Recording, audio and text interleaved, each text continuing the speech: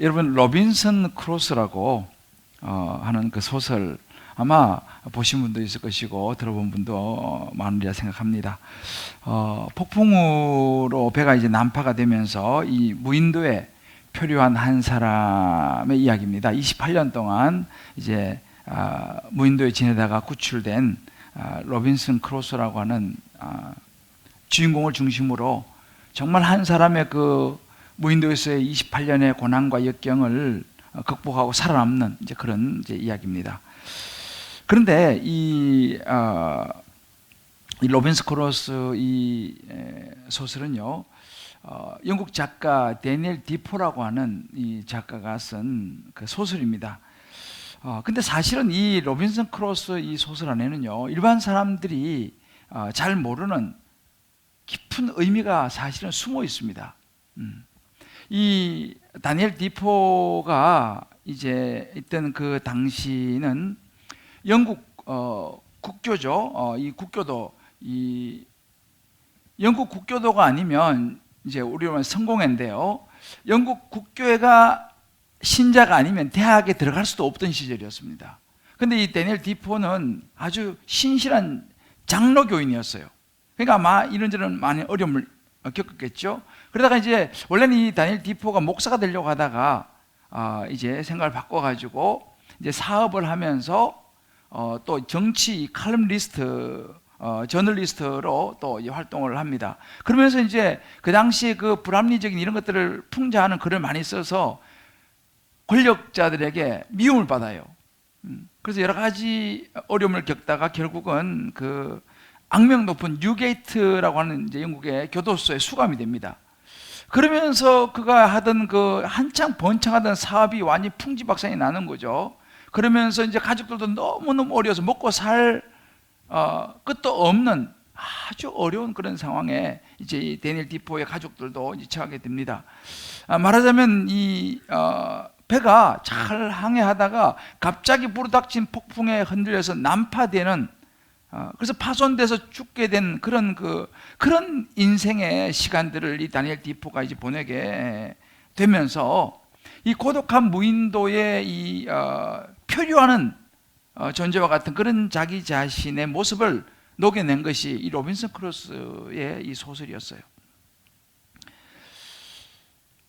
근데 이 작가 디포는요, 그 자기의 그 인생 스토리를 그 소설 속에 녹여내면서 정말 역경을 이제 극복하지 않습니까? 28년 동안 참 가진 어려움을 겪으면서. 그런데 그 역경을 이겨내는 그 용기를 주는 원천이 성경에 있다는 것을, 그리고 하나님의 존재를 깨닫고 붙드는 데 있다는 이 사실을요, 사실은 그 소설 곳곳에서 이야기를 하고 있어요. 아마 이제 사람들 이런 부분도 잘 모르는 부분들이죠. 그 배가 이제 줄거는 그렇습니다. 배가 난파되니까 이 주인공 로빈슨 크루소가 세 가지를 챙깁니다. 그 중에 하나는 식량과 그 다음에 무기와 성경, 이 세 가지를 이제 챙기는데, 그 무인도에 이제 혼자 살면서 어느 날 우연히 책을 딱 폈는데 거기에 어떤 구절이 나오냐면 시편 50편 15절이 나옵니다. 환난 날에 나를 부르라, 내가 너를 건지리니 내가 나를 영화롭게 하리로다. 이 성경 구절이 딱 나오는 거예요. 그러면서 이 로빈슨 크루소가, 야, 하나님이 이런 무인도에서도 나를 구원하시겠구나 라는 사실을 믿기 시작합니다. 그렇지만 또 시간이 지나가면서 막 우울해지고 낙심이 되던 어느 날 또다시 성경을 펼치는 거예요. 그랬더니 이번에는 히브리서 13장 5절 말씀이 나왔습니다. 내가 결코 너희를 버리지 아니하고 너희를 떠나지 아니하리라. 그러면서 이 로빈슨 크루소가, 야, 신도 인간들도 다 나를 버렸구나, 그러면서 슬퍼하면서 낙심하고 있는데 이 구절이 딱 눈에 띈 겁니다. 그러면서 그 순간부터 다시 버림받고 고독한 그 상태에서, 야, 이건 하나님이 나한테 주시는 말씀이구나 라고 하는 그 말씀을 다시 딱 붙잡습니다. 그러면서 그가 이렇게 이야기해요. 이건 로빈슨 크루소 그 책의 있는 그 구절을 그대로 인용한 것입니다. 세상이 다 버려도 하나님이 버리지 않으신다면 그게 무슨 나쁜 결과가 될 수 있으며 문제가 되겠는가? 반대로 내가 온 세상을 얻는다 해도 하나님의 은총과 축복을 잃는다면 그에 비교할 손실이 있겠는가? 하나님이 과연 이 섬에서 나를 구원하실 수 있을까라는 이런 의심과 슬픔과 소망이 사라질 때면 이 로빈슨 크루소는 이 말씀을 다시 붙잡았어요. 그리고 소망을 잃지 않았습니다. 그렇게 버텨내는 거예요. 28년을요. 이 로빈슨 크루소의 이야기 속에는 다니엘 디포의 인생이 그대로 묻어 있어요. 그 어려움을 딛고 이 다니엘 디포가 나중에는 다시 이제 감옥에서 나오고 이런 소설들을 이제 쓰면서 많은 것을 다시 회복하게 됩니다. 근데 이 소설은요, 이 다니엘 디포의 인생은 우리에게도 굉장히 중요한 신앙의 원리를 가르쳐주고 있습니다. 저나 우리 여러분 모두 마찬가지, 우리 자녀도 마찬가지입니다. 우리가 살아가는 세상은 생각보다 굉장히 위기가 많이 와요. 생각지도 못했던 여러 가지 관계 속의 위기, 상황 속에서 여러 가지 위기가 오는데 아마 이제 여러분들이 아마 이런저런 걱정도 많으실 거예요. 또 우리 자식들, 이런 세상에서 우리 자식을 어떻게 키워야 될까? 뭐 이런 걱정도 있을 것이고. 그러나 오늘 이 말씀을 통해서 하나님께서 저와 여러분의 영안을 열어주시고 또 우리 자녀를 향한 우리 부모의 분명한 삶의 기준을 잡는 은혜가 임하시기를 주님의 이름으로 축복합니다. 오늘 성경에 나오는 다니엘도 마찬가지입니다. 다니엘은 시대와 상황은 물론 다르지만 어찌 보면 이 로빈슨 크루소보다도 더 어려운 인생의 위기를 만나고 있는 장면이 이제 우리가 보는 이 다니엘입니다. 당시 이 최강의 나라가 바벨론이었습니다. 세계를 지배한 이 바벨론이 그리고 그 당시 이 느부갓네살 왕은 거의 전쟁왕이었어요. 막강한 힘을 가진 이 느부갓네살이 유다를 멸망시키죠. 그리고 그 유다에 있는 왕족 또 귀족 자녀들, 똑똑한 이런 젊은이들을 포로로 잡아갔습니다. 그 중에 이제 잡혀간 한 사람이 다니엘이었어요. 그런데 이 학자들에 의하면요, 다니엘이 그 나이가 한 15살 정도로 추정합니다. 우리로 말하면 중2 정도 됐어요. 그러니까 중2 정도의 나이 한번 상상해 보세요. 중2 정도의 나이에 나라가 망했어요. 전쟁이 일어나서 망하고 이제 포로로 잡혀가는 신세가 되었습니다. 중2 때 얼마나 큰 충격을 받았겠습니까? 그렇게 해서 그야말로 낯선 예루살렘에서만 살다가 낯선 바벨론으로 포로로 붙잡혀 가가지고 그곳에서 완전 낯선 땅, 그죠? 부모도 없는 낯선 환경, 말도 다르죠, 문화도 다르죠, 음식도 다르죠, 모든 것이 다른 그런 나라에 붙잡혀 간 다니엘이었어요. 그러니까 그 어린 마음에 얼마나 큰 충격이 있었겠습니까?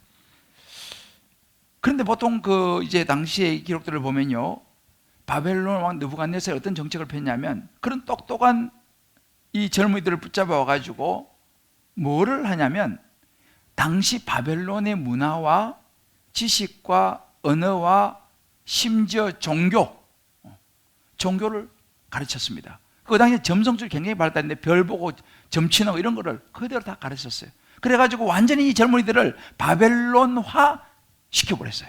그래가지고 2, 3년 훈련시켜가지고 어떻게 하냐면 자기 나라에 이제 어린애들이니까 말을 잘 들을 거 아니겠습니까? 그런데 그게 세뇌가 되니까 그렇게 해서 자기 나라도 쓰고 또 자기 그 나라로 돌려보내가지고 그 나라의 리더가 되게 해서 철저히 바벨론 제국에 복종하는 그런 정책을 펴줬어요. 그러니까 이제 그렇게 이제 붙잡혀온 이 다니엘이 당연히 이제는 그런 바벨론의 모든 교육과 이 모든 것을 받는 것입니다. 다른 것은 몰라도 문제는 이제 종교의 문제였습니다. 이 반신 반인이라 그러죠. 반은 어찌 보면 이 동물이고 반은 사람, 뭐 이런 그 우상을 숭배하는 이 바벨론, 그런 종교를, 그런 것을 그대로 배워야 되는 거예요. 배우고 또 익히고 또 바벨론 신화 같은 걸 그대로 계속 배우는 것입니다. 거부할 수가 없는 거죠. 왜요? 포로니까. 제가 지난주에 포로는 노예와 같아요. 노예는요, 영혼이 있는 재산이라고 제가 지난주에 말씀드렸죠. 심지어 이름까지도 바꿉니다. 우리나라도 옛날에 일제 때 우리 이름을 바꾸지 않습니까? 그러니까 이 다니엘이라고 하는 이름은 원래 하나님이 나의 심판자다, 이렇게 하나님이 중심이 된 이름이 다니엘이었다면 벨드사살이라는 이름으로 이름도 바꿔버려요. 벨드사살은 바벨론 신이 인생을 보호한다. 이제 이 중심을 확 바꿔버리는 거죠. 이름이 그런 의미를 가지고 있습니다. 그러니까 다니엘이 얼마나 힘들었겠어요. 그런 우상 학문도 배워야 되고 이름까지도 그냥 바꿔서 하나님에 대한 것을 잊어버리게 만들고, 그러니까 그 어린 나이에 와가지고 어디 마음을 둘 곳이 있겠습니까? 참 그런 힘든 삶을 살아야 했습니다. 그런데 있잖아요, 놀라운 구절이 등장을 해요. 그런 시간으로부터 머지 않았는데 이 다니엘 2장 46절에 보면요, 이런 구절이 나옵니다. 느부갓네살 왕이 엎드려 다니엘에게 절하고 명하여 예물과 향품을 그에게 주게 아니라. 여러분, 당시에 이 느부갓네살 왕은요, 신입니다, 신. 그런데 이 느부갓네살이 그 포로 잡혀온 그 젊은이한테 절을 하는 거예요. 완전히 반전이죠. 상상할 수도 없는 일이 일어났습니다. 도대체 무슨 일이 있었을까요, 그 사이에? 천하의 느부갓네살 왕이 포로 젊은이 앞에서 절을 했어요. 이유가 있었어요. 느부갓네살 왕이 꿈을 꿨습니다. 이해할 수 없는 그런 꿈을 꿨어요. 그 당시에는 그런 꿈들을 꾸면은 술사와 이런 그 점치는 사람들, 이런 사람들 불러다가 꿈을 해석을 시키는 거예요. 그런데 이 느부갓네살 왕이 그 꿈을 말해주지 않고 그 나라의 바빌론이 얼마나 쟁쟁하고 뛰어난 탁월한 점성가들, 술사들 얼마나 많겠습니까? 다 불러다가 자, 내 꿈을 해석해라 이렇게 말하는데, 문제는 꿈을 이야기를 안 해주는 거예요. 너희들이 그렇게 똑똑하면 내 꿈 이야기 안 해도 다 알 거 아니냐?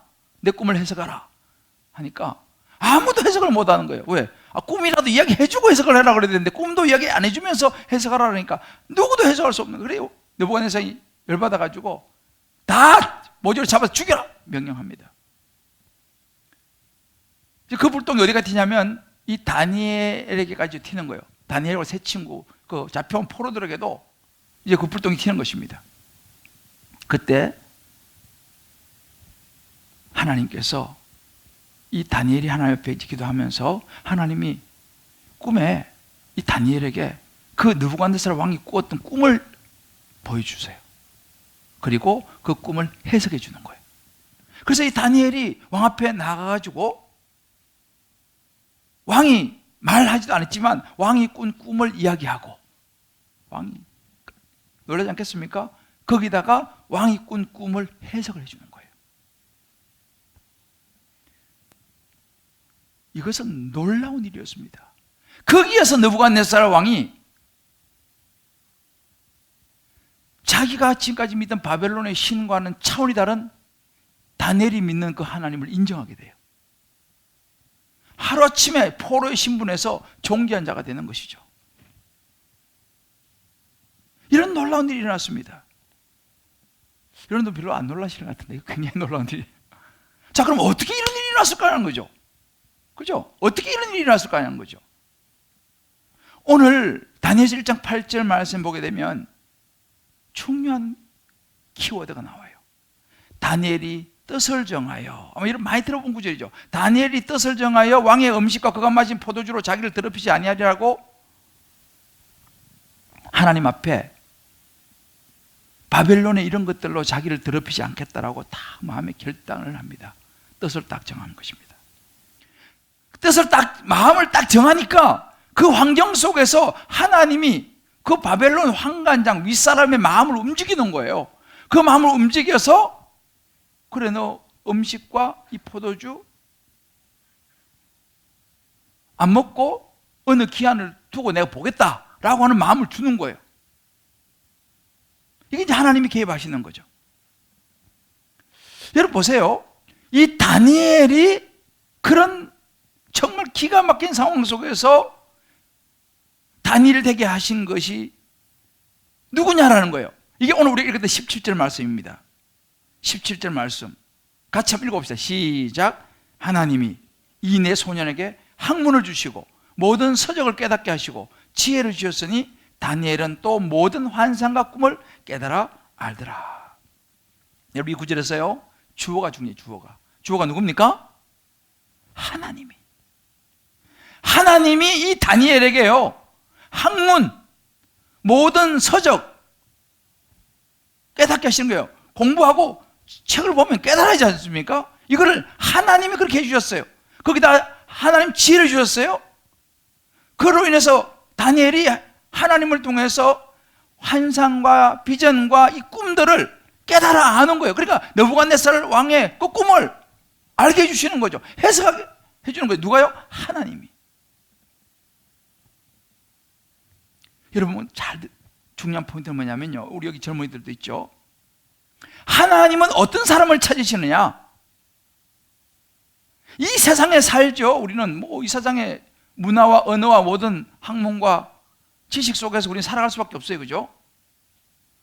그러나 이 세상의 가치관에 휩쓸려 가지 아니하고 이 세상에 살면서도 하나님의 가치관을 붙잡고 마음을 하나님 앞에 둘 수 있는 사람을 하나님은 지금도 찾으신다는 사실을 믿으시기를 주의 이름으로 축복합니다. 하나님은 타고난 사람을 찾는 게 아니고요, 그 마음을 하나님께 둔 사람이 누구냐, 이걸 찾는 거예요.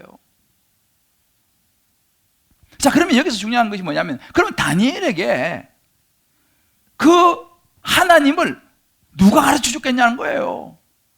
다니엘에게 그 하나님을 누가 소개했겠냐는 것입니다. 누가 있겠습니까? 이런 하나님을 붙잡으려고 하면 또 하나님 알아야죠. 그죠? 오늘 1장 6절에 보게 되면요, 유다 자손 곧 다니엘 이렇게 나옵니다. 다니엘은 유다 자손이었어요. 이 말은 뭐냐면 부모가 하나님을 믿는 유대인이었다라는 이야기입니다. 이 다니엘이 어려서부터, 이 유대인들은요, 유대인의 경건한 가정은 자녀가 태어나면 4살부터 12살까지 모세 오경을 가르치고 모세 오경을 암송시킵니다. 그러니까 4살 때부터 다니엘은 부모님을 통해서 이미 하나님의 법을 계속 묵상하고 암송하면서 자랐던 거예요. 그러니까 그 4살부터 12살까지, 지금 이제 15살 정도에 이제 포로 잡혀갔으니까 이미 그 마음속에는요, 하나님 말씀이 딱 자리 잡고 있었던 거예요. 누가 그걸 도와줬겠어요? 부모님이 도와줬죠. 우리로 말하면 주일학교 선생님이 그걸 도와준 거예요. 주일학교 전도사님, 목사님이 도와준 거예요. 그 마음에 어려서부터 하나님 말씀을 딱 넣어준 거예요. 너 인생을 이끌어갈 분은 하나님이야. 중2였습니다. 지금 다니엘이 포로 잡혀갔을 때요. 중2의 마음을 온통 사로잡은 것이 컴퓨터 게임이 아니었어요. 핸드폰이 아니었다니까요. 하나님이었어요. 여러분, 이것은 굉장히 중요한 포인트입니다. 우리가 딱 붙잡아야 될 포인트인데요, 우리가 우리 자녀에게 가르치고 전해줘야 될 핵심 포인트가 뭐냐? 예수님을 가르쳐줘야 되는 거예요. 하나님을 알려줘야 되는 것입니다. 어제 제가요, 한 우리 교회에 한 친구가 이제 대학 입시 시험을 앞두고 기도를 받으러 왔어요. 이제 그 제가 기도를 받으러 왔는데, 그럼 보통 오면 뭐 축복기도 해주고, 하나님 이렇게 정말 시험 잘 보게 해주시고, 이번에는 꼭 이제 외국의 대학을 들어가는데 꼭 들어가게 해주시고, 이제 그런 기도를 제가 이제 보통 간절히 해주죠. 그런데 이번에는 제가 조금 다르게 했어요. 기도받아 왔는데 물어봤어요. 시험 봐서 대학을 가려고 하는 목적이 뭐냐? 내가 물어봤어요. 왜 외국에 대학을 가려고 하니? 그 무슨 과를 가려고 하니? 무슨 과? 그럼 그 졸업하고 그럼 뭐 할 거니? 이런 회사 취직하고 싶다는 거예요. 그럼 그 취직해서 뭐 할 거니? 그래서 내가 물어봤어요. 너가 공부하는 목적이 뭐니? 그 대학을, 그 과를 들어가서 그 회사 들어가려는 목적이 뭐니? 그래서 자기 인권을 위해서. 자, 그러면 인권을 위해서 그렇게 애쓰는 목적이 뭐니? 같은 맥락이에요. 우리가 알아야 됩니다. 우리 젊은이들이요. 내가 물었어요. 너 예수 믿니? 예수님 너를 십자가에 죽으시고 부활한 거 너 믿니? 자기 믿는데요. 그러면 예수님이 너를 위해서 십자가에 지시고 죽음으로 너를 구원했으니 너도 이제 예수님을 위해 살아야 되지 않겠니? 그러면 너가 하는 모든 목적이 뭐가 돼야 되겠니? 하나님의 영광이 돼야 되지 않겠니? 그렇다는 거예요. 그럼 됐다.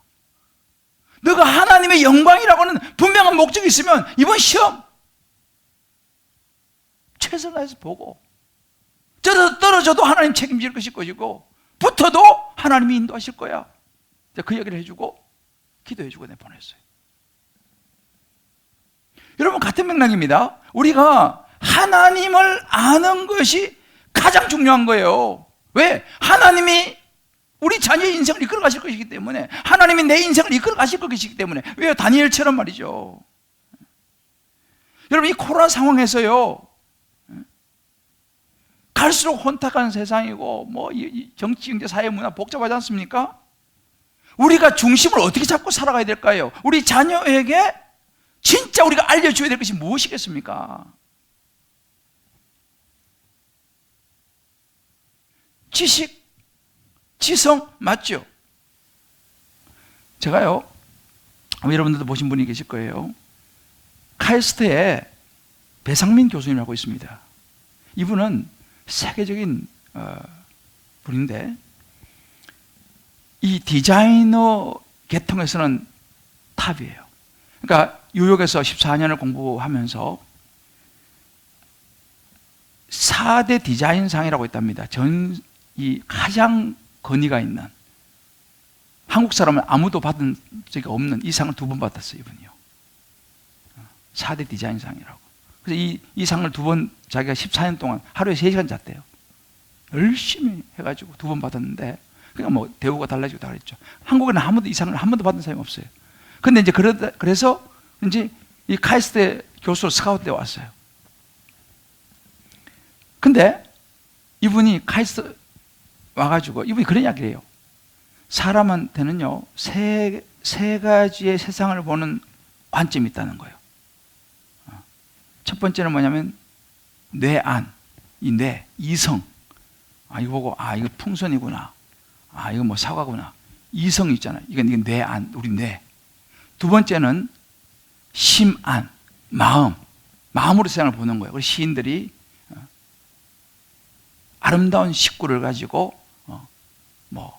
한송이 국가수를 피우기 위해 소축새는 밤부터 그렇게 오렸나 보다. 이런 시인들의 어떤 심상을 떠오르는 이 마음으로 보는 마음안. 그러니까 뇌안, 심안, 마지막이 영안이에요. 영안은 세상에 알지 못하는 거라는 거예요. 이건 우리가 이제, 이분 예수 믿는 분이니까 이제 예수 믿는 사람들이 아는 건데, 한국 카이스트에 와가지고요, 자기가 이제 내가 하나님을 위해서 내가 이 모든 걸 내가 해야겠다라고 생각을 딱 먹고, 이제 원래도 예수 믿는 분인데 하니까요, 카이스트에 와가지고 하나님께서 툭하면 아이디어를 주시더라는 거예요. 딱 정하고 나니까. 그래서 카이스트에 와가지고 10년 동안 근무하면서 있잖아요, 그 상을 52번 받았다는 거예요.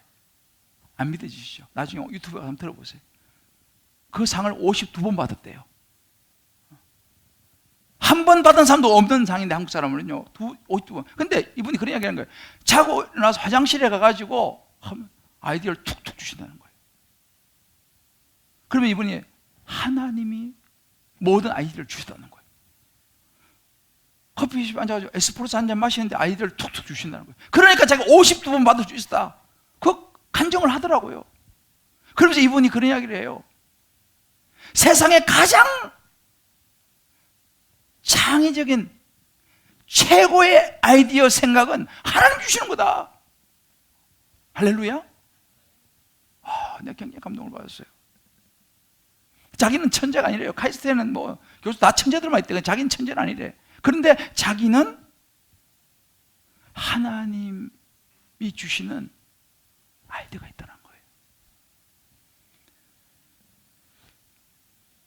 다니엘에게 임했던 하나님의 지혜가 이런 거예요. 이런 하나님의 지혜가 저와 여러분에게, 우리 자녀에게 임하시기를 주의 이름으로 축복합니다.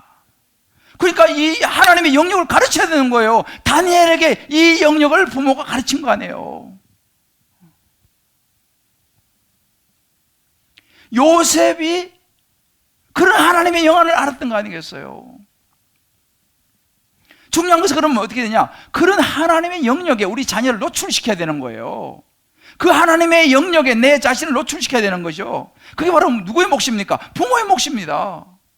여러분, 모세가 그냥 모세가 된 게 아니에요. 모세에게는 하나님을 알고 하나님을 믿고 비록 유모의 입장이었지만 그 모세를 말씀을 어릴 때부터 젖을 먹으면서 길렀던 요게벳이 있었어요. 사무엘 같은 선지자에게는요, 어머니 한나가 있었어요. 좋은 환경이 아니었어요. 같이 살지도 못했어요. 그러나 한나가 이 사무엘 향하여 기도하고 말이죠. 그래서 가끔씩 옷 찢어주는 그거밖에 못했어요. 부모가 있다는 것을 잊어서는 안 됩니다. 그 아이에게 하나님을 가르쳐주고 능력이 되는 그 아이를 길을 인도하는 하나님을 소개하는 거 너무너무 중요하다는 사실이에요.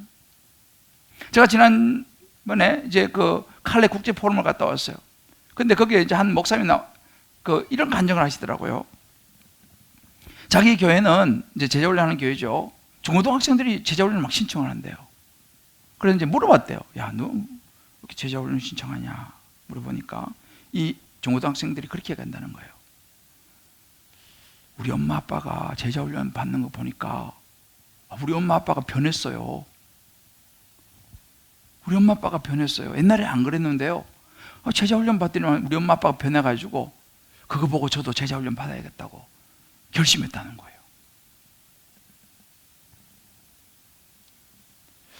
여러분, 굉장히 중요한 이야기예요. 교회를 오래 다니고 뭐 부모님이면 뭐 목사님이고 뭐 장로님이고 권사님이고 집사님이고 그것도 중요하지만요, 애들 눈에 그 부모님의 어떤 하나님을 믿고 하나님의 관계 속에서 어떤 변화된 모습이라든지 어떤 덕이 안 보이면요, 자녀들은요 신앙이 전수되질 않아요. 그리고 어떤 생각인지 아세요? 지금은 내가 힘이 없으니까 그냥 억지로 교회 가기도 하고 억지로 뭐 예배 온라인 보기도 하지만 내가 조금만 기회가 주어지면 난 떠날 거야, 이 생각해요. 자기들은 말 안 해요. 왜? 부모님이니까. 그리고 또 부모의 도움 받아야 되잖아요. 용돈 받아야 되지 않습니까? 그냥 속으로 생각하는 거예요. 나도 좀 있으면 떠날 거야. 그래가지고 고등학교 졸업하고 대학 가면 대부분 다 떠납니다. 실제로 자녀들이. 우리 부모님들 심하게 생각해야 됩니다. 왜 그러냐? 부모가 목사님인데 장로님, 권사님, 집사님이신데 달라진 게 하나도 없어요. 자기들이 보면서 뭐 신앙적으로 도움이 돼야지. 그러니까 애들은 마지못해 그냥 하지만 기회가 되고 시간이 되면 다 떠나는 거예요. 이게 어찌 보면 우리 현실입니다. 제가 아는 우리 교회 또 한 집사님, 우리 권사님 부부가 있어요. 이분들은 늦게 예수 믿었어요.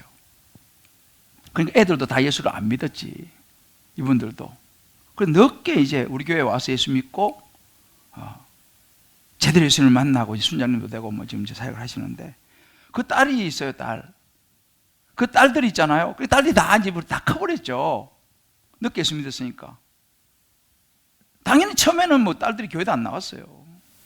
그런데 어느 날부터 딸들이 하나씩 둘씩 교회 나오기 시작했어요. 지금 세 딸들이 다 열심히 지금 신앙생활을 하고 있어요.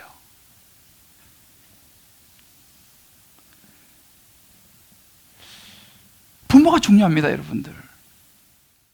이제는 말하는 가지고 애들이 먹히질 않아요. 애들은 다 안다니까요, 속으로요. 우리 엄마 아빠가 그냥 교회만 왔다 갔다 하는지, 말로만 예수 믿는다고 말하는지 다 안다는 거예요. 물론 제가 좀 전에 말씀했던 이 자녀들이 이제 다 교회 나오는 이 부모들도 완벽하지 않아요. 여전히 그냥 때로는 넘어지기도 하고 혈기가 나오기도 하고 그렇습니다. 근데 제가 확실한 게 뭐냐면요, 이 자녀들이 적어도 자기 엄마 아빠가 옛날에는 매일 술 먹고 막 맨날 막 싸우고 그랬는데, 교회 다니고 예수 믿고 하니까 이제 술도 안 먹지. 싸우는 것도 옛날보다 많이 줄어들었지. 그걸 자녀들이 보는 거예요. 늘 기도하지. 이 모습을 자녀들이 보는 거예요. 그걸 눈으로 보니까 자녀들의 마음에 믿음이 들어가는 거예요. 그래서 교회 나오는 거예요. 다 커가지고도요. 큰 애들이 교회 나오기 쉽지 않아요. 어릴 때부터 시작 안 하면요. 제가 지난주에 자녀를 노역게 한 거에 대해서 설교했잖아요. 이 엄마가 이 권사님이 듣고 집에 가가지고요, 자기 딸한테 자기가 미안하다고, 내가 나한테 잘못한 것 같다, 용서를 빌었다니까요. 이게 쉽지 않아요. 그리고 그냥 같이 부둥 잡고 울었대. 이런 것이 신앙이에요. 이런 것이 신앙의 전수가 되는 거예요. 나는 못해도 너는 잘해. 여러분, 그건 신앙 교육이 아닙니다. 물론 우리가 완벽할 수는 없어요. 그럼에도 불구하고 애들도 안다니까 우리가 완벽하지 않은 거예요. 제가 뭐 완벽합니까? 목사라고 해서. 저도 완벽하지 않아요. 그렇지만 제가 최선의 주님 안에 살아가려고 하는 모습은 애들이 본다는 거예요.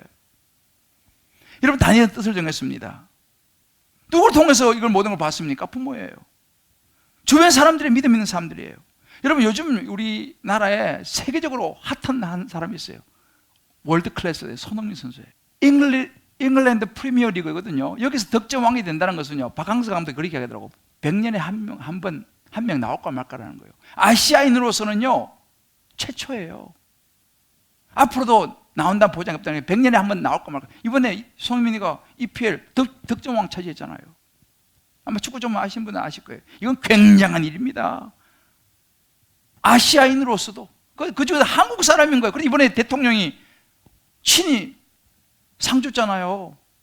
이거 굉장한 일이기 때문에 그래요. 그런데 이 손흥민 선수가 있기까지 요즘 대통령이 손웅정 씨 아버지의 자녀 교육에 굉장히 뜨고 있어요.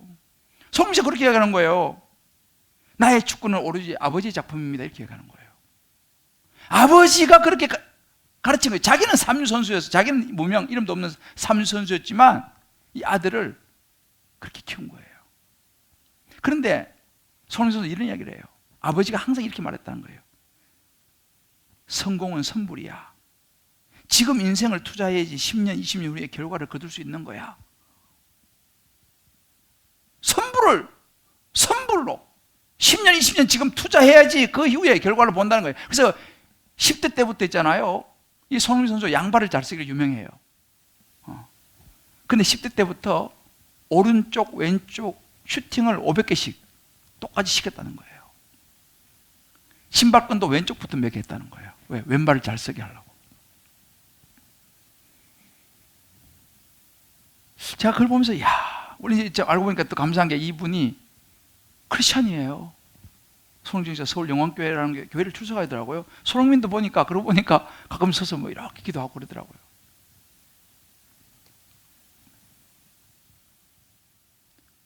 투자예요. 여러분, 투자의 귀재, 20세기의 투자의 귀재라고 말하는 워런 버핏 아시죠? 이 워런 버핏이 많은 어록이 있어요. 근데 이 워런 버핏이 재산이 어느 정도 보니까 96조 9,441억. 와, 상상이 안 돼요. 근데 이 워런 버핏이 투자의 최고의 귀재가 이런 이야기를 했어요. 자기 첫 번째, 오늘 누군가가 그늘에 앉아 쉴 수 있는 이유는 오래전에 누군가가 나무를 심었기 때문이다. 이렇게 얘기한 거예요. 이게 중요한 투자의 원리예요. 이 사람이 첫 번째로 말한 거예요. 누군가가 나무를 심었으니까 오늘 그늘에 쉰다는 거예요. 이렇게 투자가 중요하다는 거죠. 여러분, 우리도 마찬가지입니다. 하나님의 원리도 투자예요. 우리가 갈라디아서 6장 7절을 보게 되면요, 사람이 무엇으로 심든지 그대로 거둔다고 했습니다. 뭘 심느냐가 중요한 거죠. 그러면서 8절에 이렇게 말합니다.